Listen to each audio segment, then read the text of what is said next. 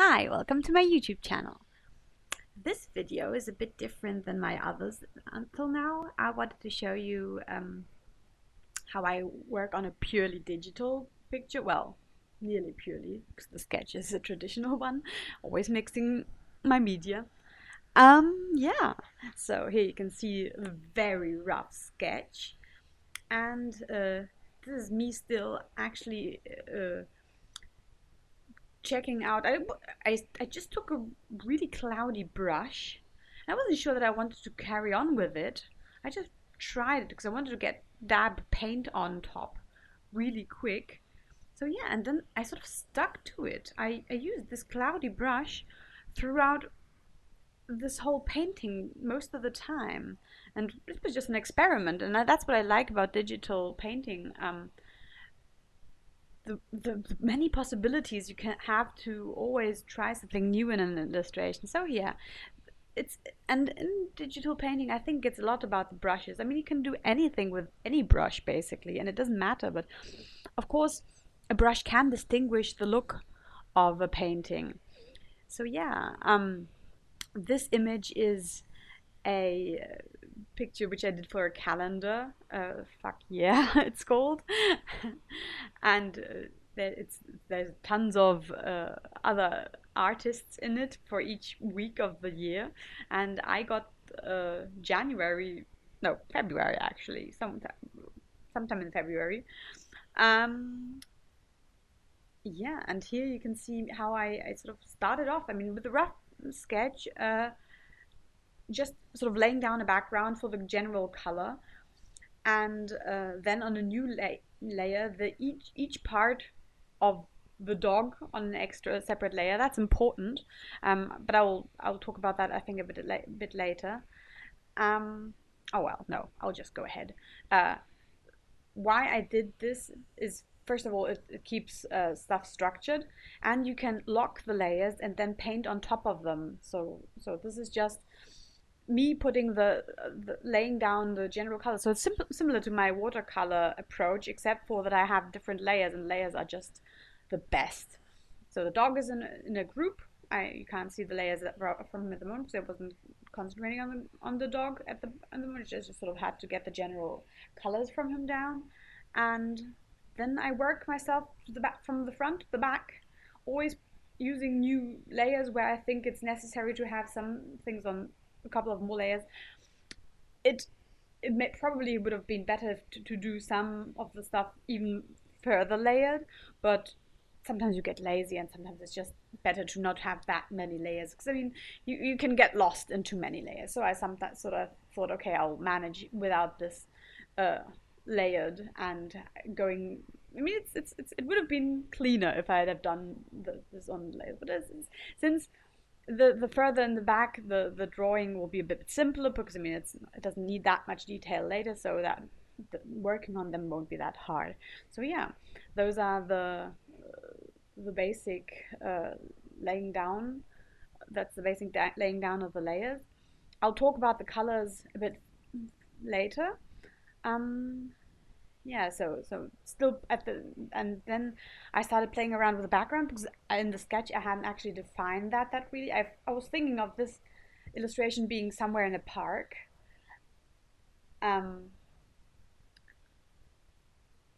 and yeah, and I was still looking for the right background which would bring the characters to pop, but not disturb them. And Photoshop is cool in that way too, because you can sort of push about and skew stuff, and sort of, yeah, test a lot of things. I mean, it can be a trap, because if you test too much, then you just end up testing all the time and don't get any work done.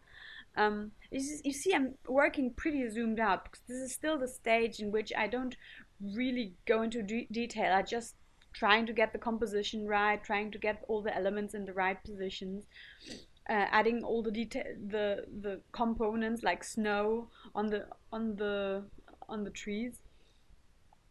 Yeah, and you still can see the sketch on top, and still going for the composition, how I want this feeling that it comes to the front, sort of that the dog is further to the front than the others. So that's also important to have this perspective in the snow. I haven't gotten that right yet.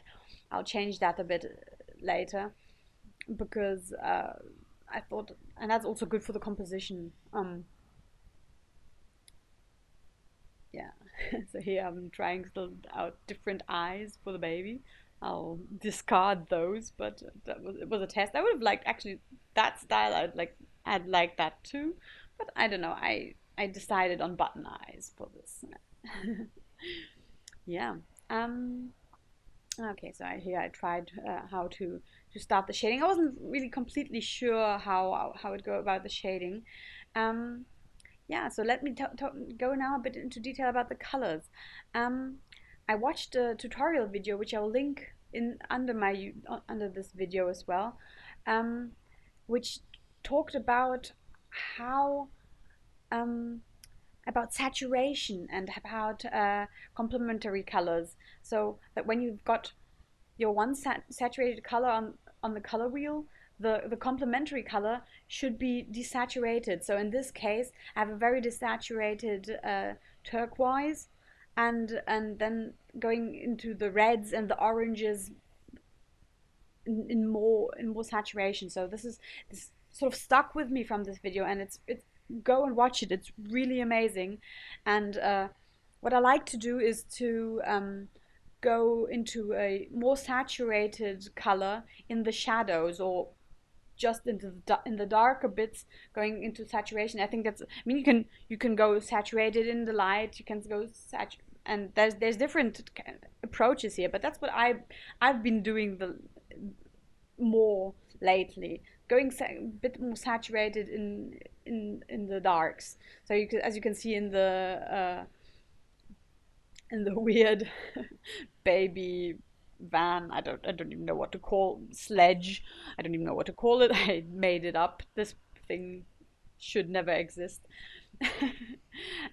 Yeah, but there you can see how the colors are more saturated in the darks, and the rest is basically a bit, the skin tones can be also saturated because they're more saturated because they're next to this orange and everything. So the basic principle is sort of choose one of your, in this color scheme, which part you want to have saturated. I could have had gone to really saturated turquoise, then I would have had to desaturate all my other colors, my complementary colors. But here I wanted to have the dog to pop most because he's in the front, so I saturated him, and from there, going in the warm shades, I'm going a bit lighter, but and in the bluish tint, completely, basically very really desaturated.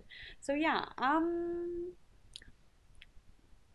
already in the stage of adding details, uh, having little details to the general sketch, sort of for just laying it down, and then getting to the details. I think always that's the tricky part, because sometimes you just tend to work on the stuff which is already exists, but you have to add something. Like I added the bottle which wasn't in the sketch, or the little stars, the little hanging stars on the card, because it just needs these little small details, which points of interest for also. So when you look at the picture the first time, you see, oh, this is the general image, and then you can sort of, and there he's losing his bottle. So sort of add things for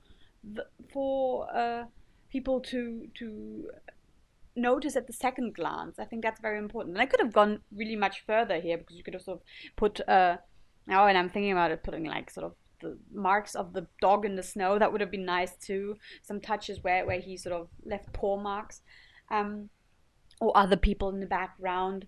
You can push this much further. I didn't have that much time at the end. I had to finish it up, so I didn't add that much detail. But always keep in mind to add small details which weren't in the rough image at the beginning, because that's where just the general composition. But then add stuff which you can really focus your attention on.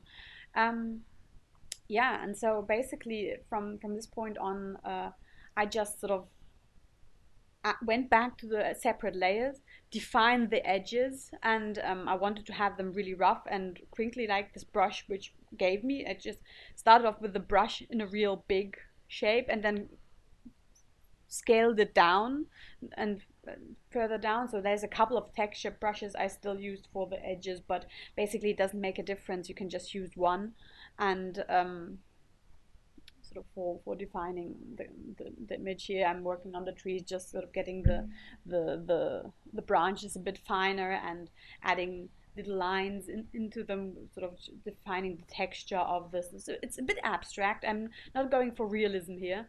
I just want to have nice details with the lines, sort of mixing line art now on top, putting a bit of line art on top of this image.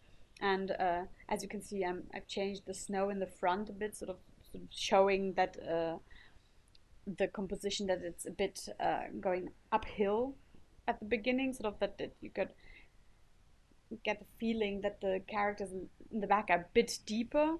I don't know. I think I didn't manage that all too well, but that was the general idea. Yeah, always remember to keep the snow or stuff like rain and stuff on a separate layer on top, because that painting around something like that is just silly. And I'm saying that, and I did that probably in a couple of pictures at the beginning, because you just don't think about stuff like that. But when you once you realize what help this gives you, um, yeah, it's so important.